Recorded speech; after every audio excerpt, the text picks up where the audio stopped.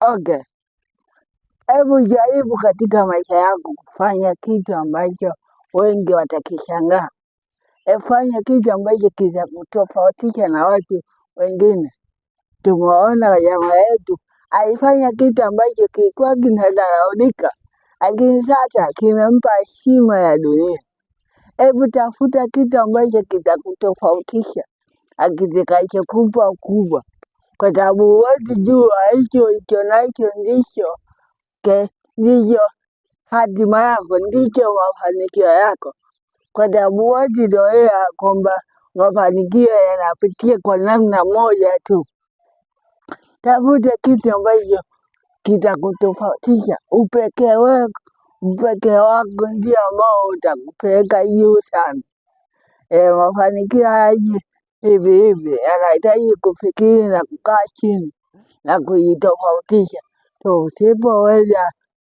Usipoweza jua kwamba ni nini cha kufanya, na ukisikiliza sana watu na kuwaona watu kwamba ndio wana maamuzi juu yako, huwezi fanikiwa.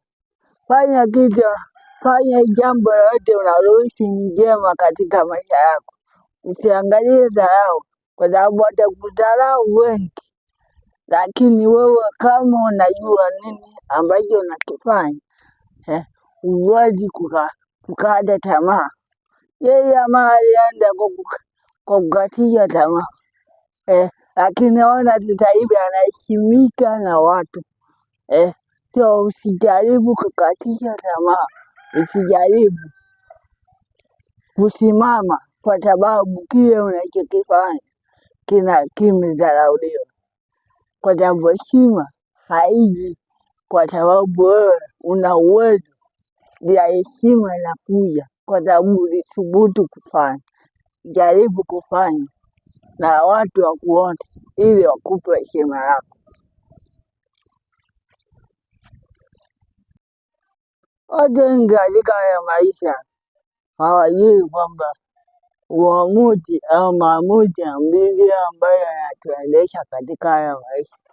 Ukikosea kuamua, umekosea hatima yako. Hebu jaribu kuamua mambo ambayo wewe mwenyewe umeyafikiria mara mbili.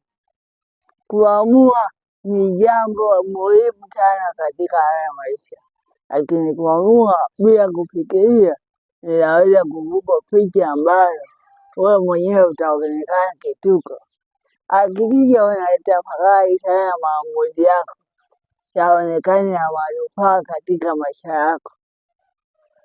Hakikisha maamuzi ambayo unaamua